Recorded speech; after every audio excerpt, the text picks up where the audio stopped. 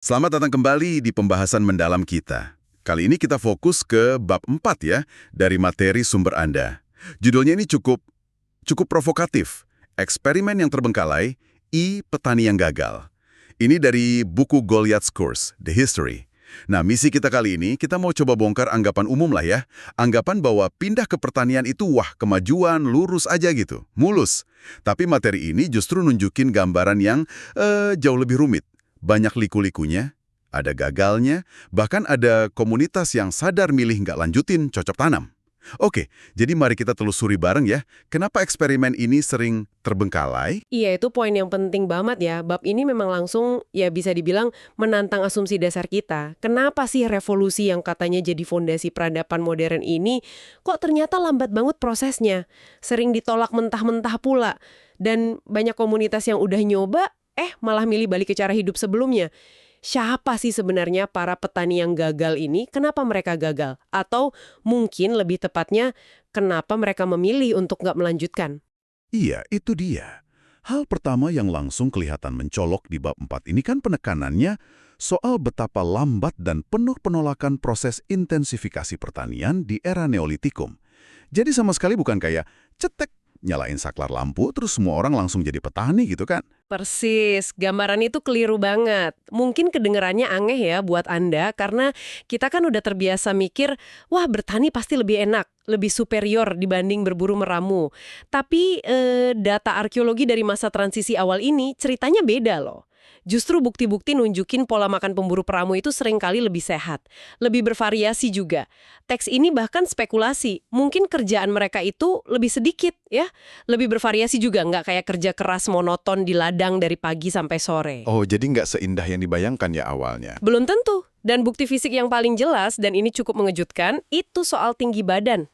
Kerangka manusia dari periode awal pertanian, itu kalau kita bandingkan sama leluhur mereka di zaman es yang masih berburu meramu, itu secara konsisten nunjukin penurunan tinggi badan rata-rata.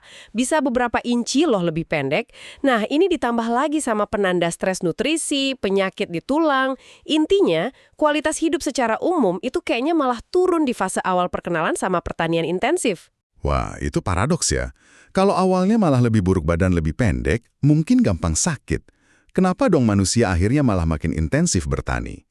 Penjelasan yang sering kita dengarkan biasanya, soal tekanan populasi, perlu makan buat orang lebih banyak, jadi ya harus produksi pangan skala besar. Gimana tuh argumen itu menurut sumber ini? Masih kuat? Dorong utama di banyak tempat.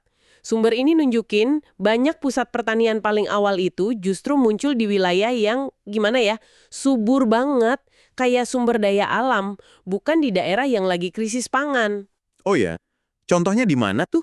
Ya, kita bicara Mesopotamia jelas, lembah Nil yang subur itu. Atau bahkan kota-kota kuno kayak Tiwanaku di Andes, Teotihuacan di Meksiko. Keduanya itu tumbuh di sekitar lahan basah yang melimpah ruah sumber dayanya. Menarik. Bukan karena terpaksa berarti ya? Kayaknya sih nggak selalu begitu. Dan yang lebih bikin bingung lagi buat teori kebutuhan dasar tadi.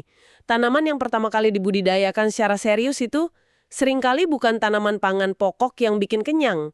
Misalnya di Mesoamerika, itu alpukat atau cabai termasuk yang paling awal dibudidayakan. Alpukat, cabe, itu kan bukan buat makan pokok ya? Iya kan? Bukan buat sekedar bertahan hidup lah. Ini nunjukin ada motif lain, mungkin sosial atau kultural, bisa jadi buat pesta, buat ritual, obat-obatan, atau mungkin malah jadi simbol status. Oke. Jadi dorongannya bukan melulu soal perut lapar atau populasi meledak. Betul, kompleks. Oke, jadi gambarannya mulai terbentuk nih. Peralihan ke pertanian itu lambat, awalnya bisa jadi malah nurunin kualitas hidup di beberapa aspek, dan mungkin nggak selalu didorong kebutuhan pangan mendesak atau populasi. Nah, terus bab 4 juga nyorot sisi lainnya, kerentanan baru. Risiko-risiko baru yang dibawa gaya hidup agraris ini. Apa aja tuh risikonya? Risiko pertama yang paling kelihatan ya, itu ketergantungan akut sama cuaca dan lingkungan setempat. Kan kalau udah menetap, terus gantungin hidup cuma ke beberapa jenis tanaman aja, ya mobilitasnya hilang. Pola makan jadi kurang beragam.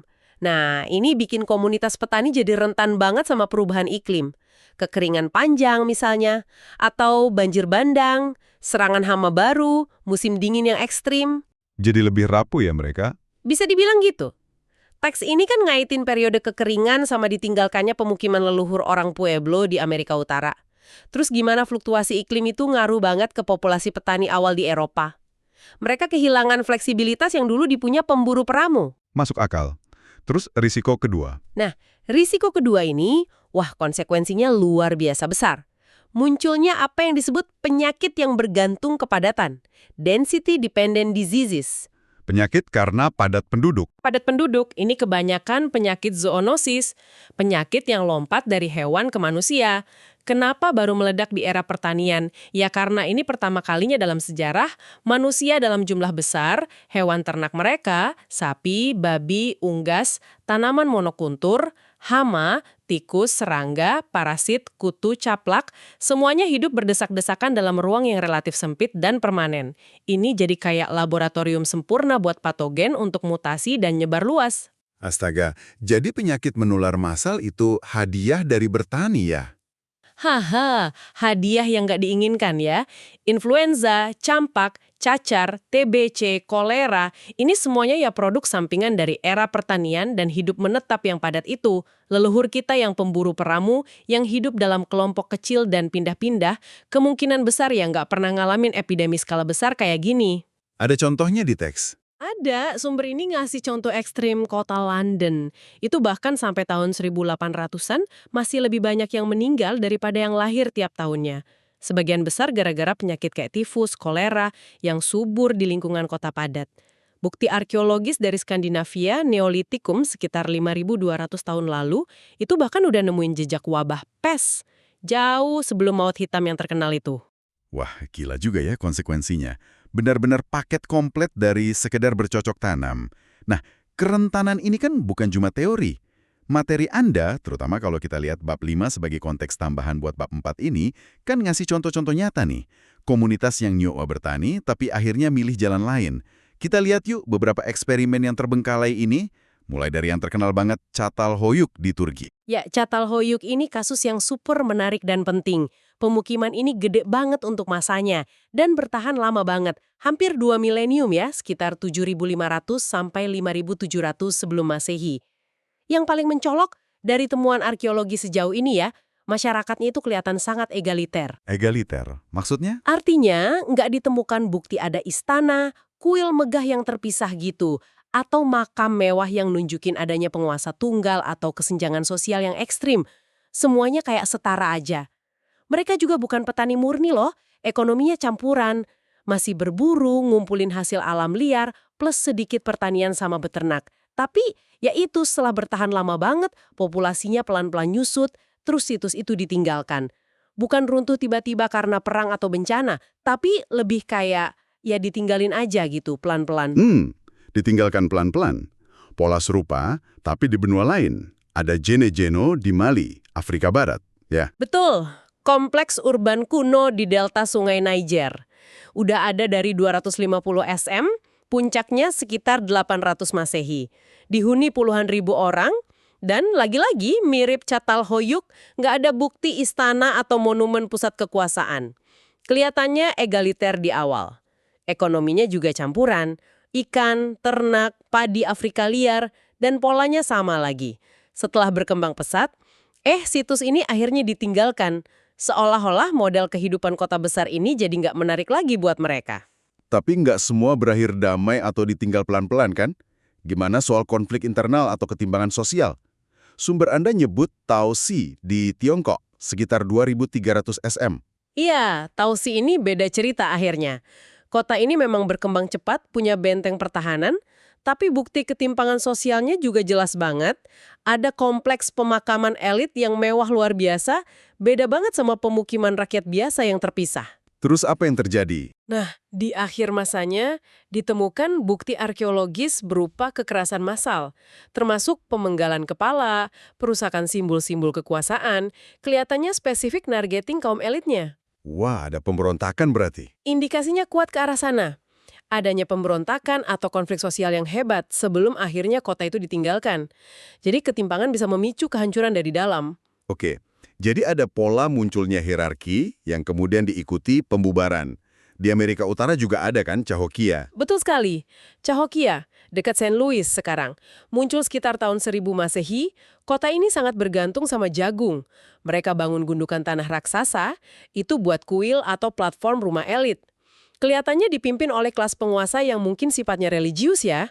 Dan bahkan, seperti yang Anda sebut tadi, ada praktik pengorbanan manusia skala besar yang ditemukan di sana. Ngeri juga ya. Terus gimana akhirnya? Kosong. Sumber ini kan terus narik benang merah ya antara Cahokia sama situs-situs sezaman lainnya, kayak Mountville di Alabama, terus peradaban Huhugam di Arizona. Mereka kan muncul di periode yang sama, dibantu iklim yang lebih hangat, sama-sama bertani jagung, kacang labu, arsitekturnya mirip-mirip, piramida datar, plaza. Pola sosial dan keruntuhannya mirip juga nggak?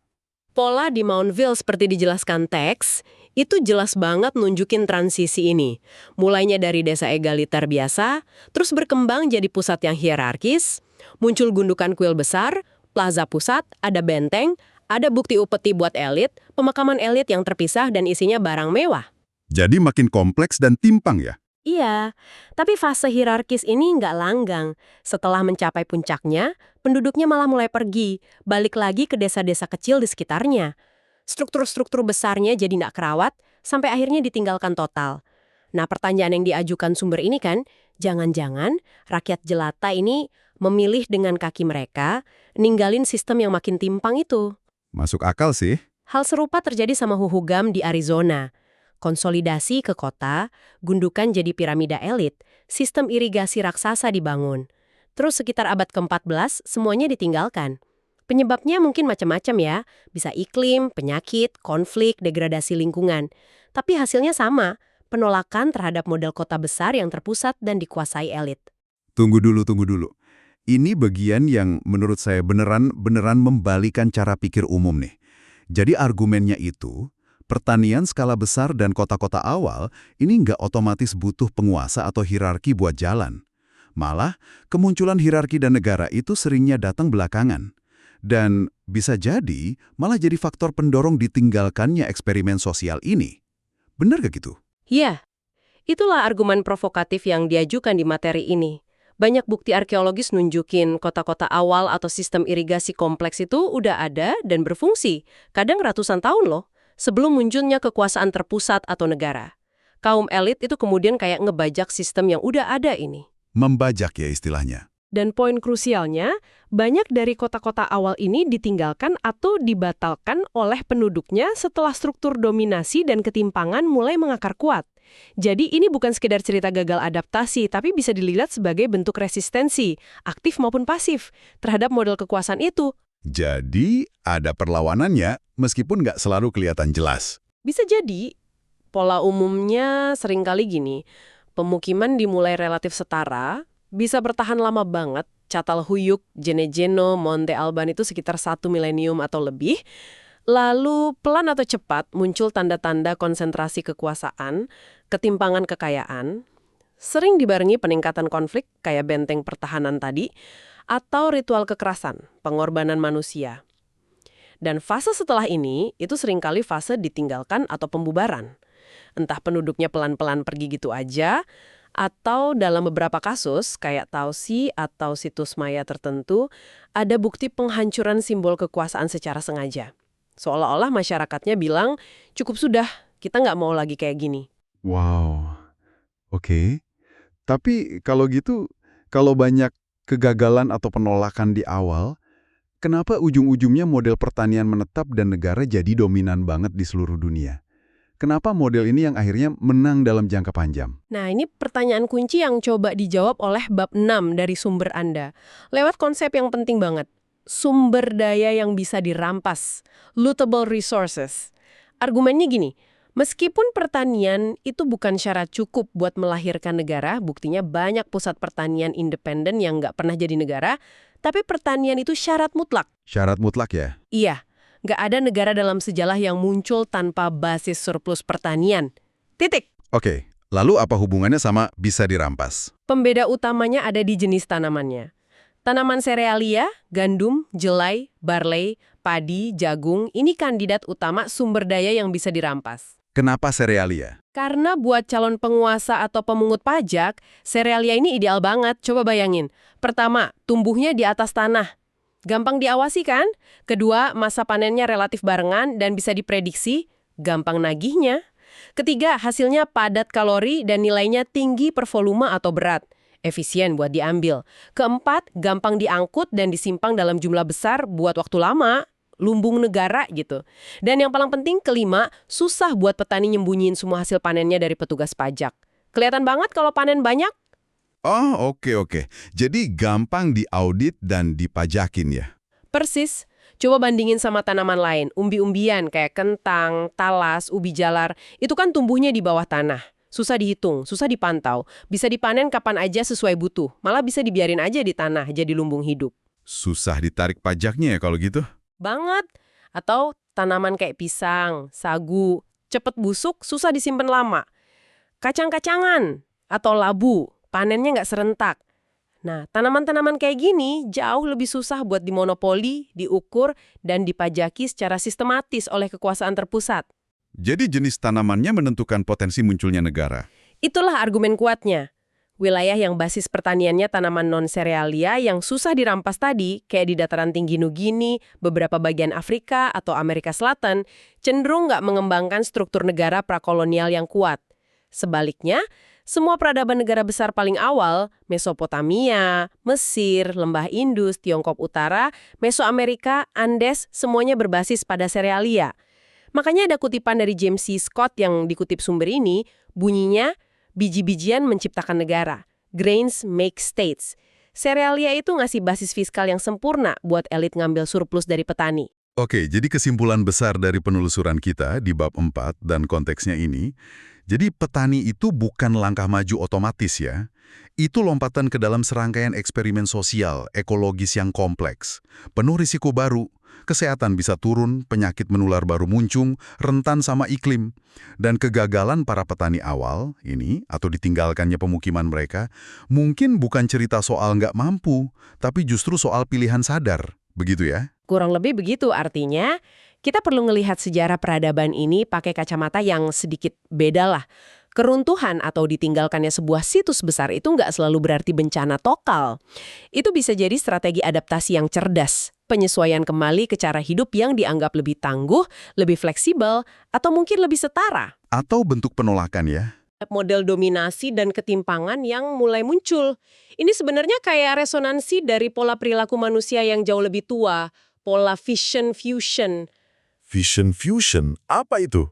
Itu kecenderungan kelompok buat kumpul bareng kalau sumber daya lagi banyak atau ada tujuan tertentu. Tapi terus misah lagi kalau muncul konflik atau tekanan. Semacam mekanisme sosial kuno buat jaga otonomi dan menghindari tirani. Jadi ninggalin kota besar itu bisa jadi bagian dari pola ini. Menarik sekali. Jadi sumber ini, lewat kisah para petani yang gagal ini, seolah nunjukin adanya ketegangan fundamental ya, mungkin ketegangan abadi, antara dorongan buat bangun masyarakat skala besar yang kompleks, terorganisir, sama keinginan buat mempertahankan kesetaraan, otonomi individu, dan ketahanan komunitas. Nah sekarang pertanyaan buat Anda renungkan.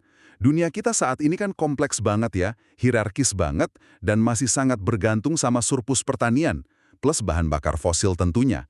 Melihat kembali eksperimen-eksperimen yang terbengkalai ribuan tahun lalu ini, ada nggak sih pelajaran yang relevan buat kita sekarang? Apakah Anda melihat ada gema dari kerapuhan atau resistensi masa lalu itu dalam tantangan sosial, ekonomi, atau lingkungan yang kita hadapi hari ini? Ya, itu bahan pemikiran buat Anda bawa. Sampai jumpa di pembahasan mendalam kita berikutnya.